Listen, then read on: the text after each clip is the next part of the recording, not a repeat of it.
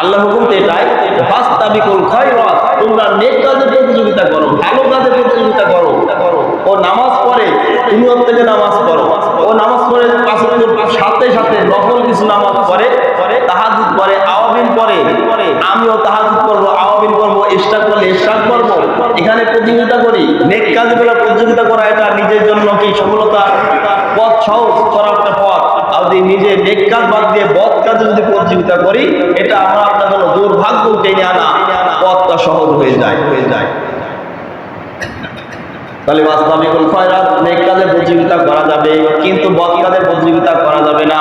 কিন্তু মানুষের দিকে লক্ষ্য করে দেখুন, কজন আছে নেক কাজে প্রতিযোগিতা করে আর কজন আছে বদ কাজে প্রতিযোগিতা করে।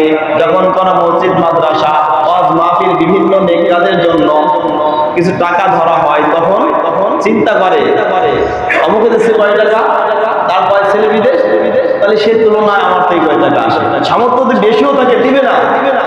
এখানে প্রতিযোগিতা নেই, হিংসা প্রতিযোগিতা আছে কি না দেওয়ার প্রতিযোগিতা, বেশি দেওয়ার প্রতিযোগিতা না। এখানে নেক আমলে পিছিয়ে থাকার প্রতিযোগিতা। এটাই হচ্ছে শয়তানের ধোঁকায় পোকা হয়ে যাওয়া।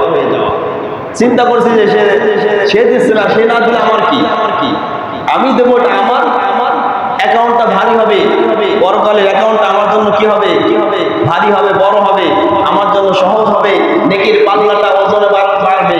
এই যদি চিন্তা করি, তাহলে আমাদের কি দিল না দিল দেখার বিষয় নাই।